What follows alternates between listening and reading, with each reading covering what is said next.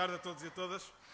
Que bom que é estar aqui no centro do Porto, no seu coração, com os candidatos e as candidatas do Bloco e com todos aqueles e aquelas que nos apoiam e querem apoiar. Ouvir o Renato, o Carla, o Silvestre, a Ana Filipe, o Nuno e o Bruno é confirmar uma certeza, a de que estou no lugar certo e com o apoio partilho aquela estrada que já faço há tantos anos e há tanto tempo e tenho feito agora uma magnífica campanha. Deixem-me contar-vos o que temos e o que eu tenho pessoalmente aprendido e compreendido nestas horas intensas de campanha na cidade do Porto. Compreendemos com o Pedro Lourenço, em Aldoar, Foz de Douro e no Vigilde, que é possível fazer frente às negociatas e aos obscuros favores imobiliários que prejudicam o Porto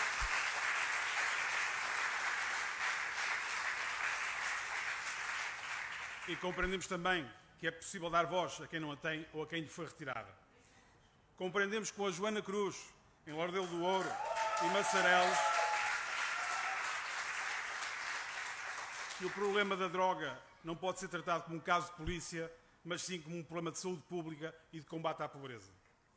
Compreendemos com a Elizabeth Carvalho que em Campanhã os bairros são feitos das suas gentes e não apenas das fachadas que se reabilitam e que o abandono das pessoas não pode ser revertido e a sua participação uma força de mudança. Compreendemos com a Patrícia Martins que no Bonfim existem exemplos de liberdade, dos direitos e do combate contra a desigualdade de género que fazem do arco-íris das lutas a nossa bandeira. Compreendemos com o Pedro Figueiredo que Paranhos tem muita gente, mas que lhes falta o direito à cidade, à cultura e à habitação digna e acessível. Compreendemos com a Carla Quintas, em Ramalde, que a cidade precisa proteger o seu património, cuidar da sua memória e das suas gentes. E compreendemos com o Mário Moutinho, aqui no Centro Histórico,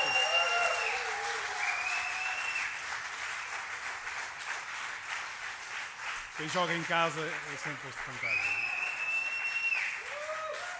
Compreendemos aqui no Centro Histórico que a alegria casa bem com a competência de quem conhece a sua terra e enfrenta os oportunistas que, uma vez órfãos do apoio de Rui Moreira, agora se acolhem debaixo da asa da extrema-direita.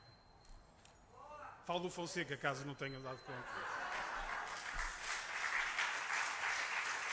Compreendemos e reforçamos a convicção de que com a Susana Constante Pereira, o Rui Nova, a Elizabeth Carvalho e, desejavelmente, com muitos outros e outras, continuaremos a contar com uma energia inabalável na luta pelas nossas propostas na Assembleia Municipal. Compreendemos que com estes candidatos e candidatas, em cada freguesia do Porto, na Assembleia Municipal, o Bloco está bem representado e isso é um seguro coletivo para os próximos 4 anos.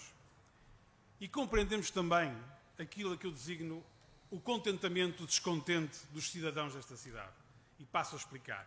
Aquilo que temos encontrado nas conversas com as pessoas todos os dias é este misto agridoce entre uma ideia de contentamento, porque a cidade é muito famosa, tem muitos turistas, as pessoas gostam da nossa cidade e isso acaba por ser um orgulho para nós, mas é um contentamento muito descontente, porque nada disso, de facto, é feito em benefício das pessoas da cidade. Antes, pelo contrário, as expulsa, as trata mal e nem sequer as quer ouvir.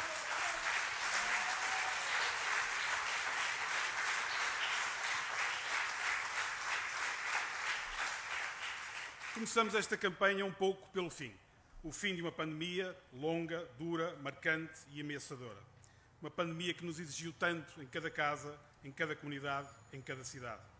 Num Porto que já passou por tantas provações, 120 anos depois de Ricardo Jorge aqui ter revirado as ruas e casas, numa luta sem quartel pela limpeza que garantisse a salvação contra a peste bubónica, resistimos e vencemos mais esta ameaça coletiva. E quão importante teria sido se tivéssemos podido contar na Câmara Municipal com um Presidente à altura destas circunstâncias. Sabem bem,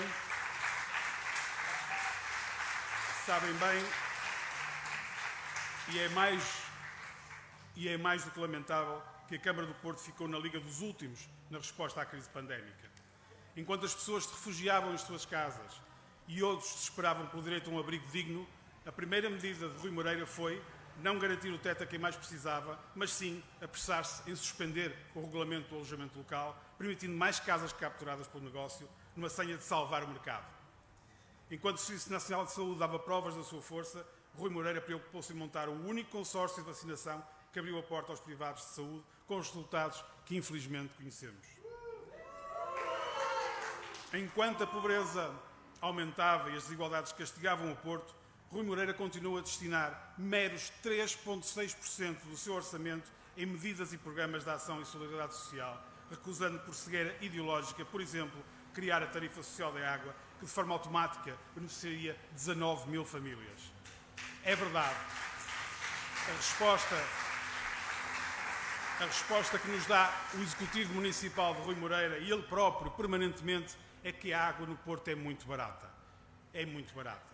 É muito barata para ele, é muito barata para mim e é muito barata, de facto, para muitas pessoas. Mas é muito cara para os idosos que têm uma pensão de 70 e 80 euros, dívidas na farmácia e para quem 9 euros de conta d'água é muito, muito dinheiro.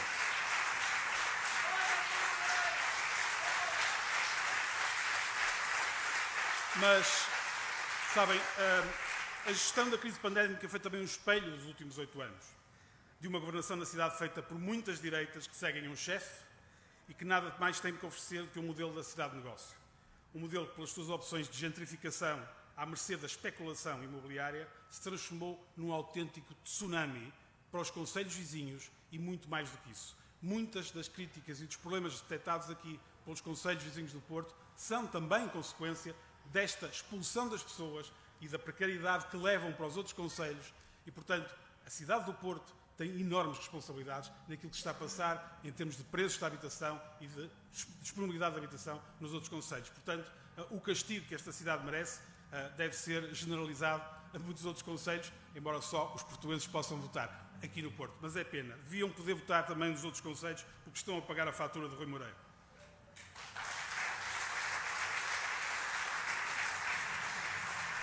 O modelo de cidade de negócio, onde falta habitação, empurra para fora quem cá vive e deixa tantos prisioneiros da falta de distribuição de recursos e riqueza de uma Câmara que fica sempre aquém do que podia fazer.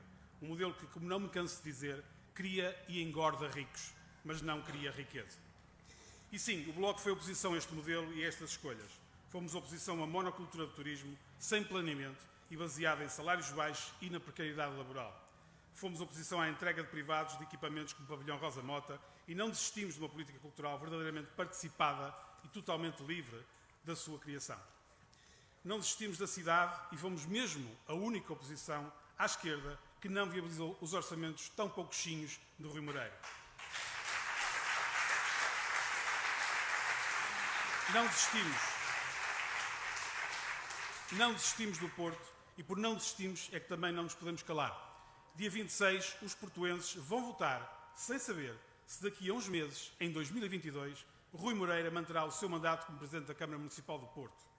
Sem saber que guerras e instabilidade criará o CDS e a Iniciativa Liberal, apoiantes ferrenhos do atual Presidente, nas lutas pela sucessão. Acusado e indiciado pelo crime de prevaricação pelo Ministério Público, Rui Moreira deve ainda uma explicação à cidade e aos eleitores. E este era o momento para o fazer. Deve uma explicação à cidade do porquê que assinou uma procuração para um acordo que garantiu, em 2014, pela primeira vez, numa contenda de décadas, que a sua família passaria a ter direito a uma indenização caso o Presidente Rui Moreira não concedesse, em sede do Plano Diretor Municipal, capacidade construtiva aos terrenos da Selminho. É isto que é preciso explicar. Felizmente, a Justiça comprovou que o terreno era público. E não foi Rui Moreira que foi comprovar que o terreno era público e salvar o terreno para a posse pública, como agora afirma, anulando assim o acordo.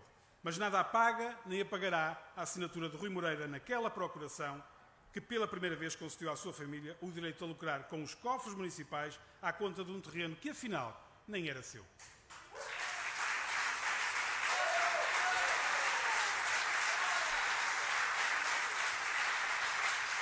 Em 2017, e trago de volta João Semedo, que tanta falta nos faz, e que bom que todos conseguimos hoje voltar a trazê-lo para aqui desta forma. Dizia João Semedo, em 2017, o caso Selminho é grave. Não é uma invenção nem do Bloco de Esquerda, nem da comunicação social. Tem insistido no esclarecimento dos pontos mais melindrosos.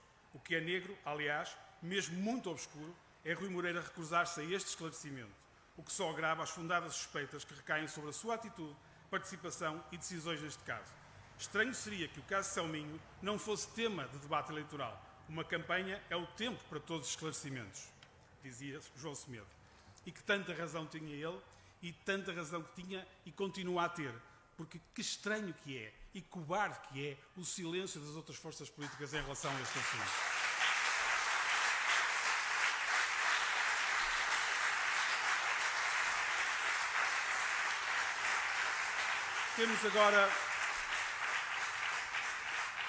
Temos agora ainda 5 dias de campanha pela frente. 5 dias para juntar forças em torno deste projeto que garanta que a esquerda socialista e combativa possa estar representada na Câmara Municipal e em todos os órgãos autárquicos. Um vereador de Bloco é mesmo a melhor garantia contra a arrogância e prepotência da maioria absoluta.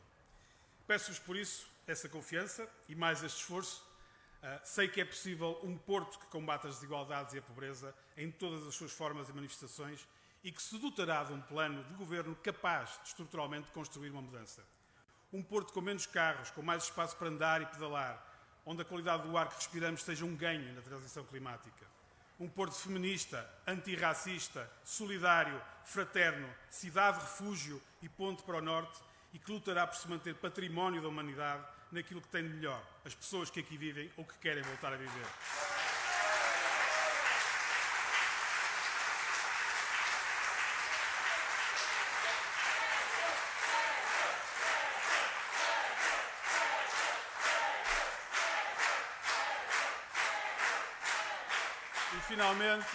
Finalmente um Porto, isso vos asseguro pessoalmente, um Porto que terá nos nossos eleitos uma equipa que não dará tregas ao Rui Moreira e que fará tudo o que estiver ao seu alcance para lutar por alternativas e, acima de tudo, garantir condições para uma democracia participativa, no fundo, para uma democracia.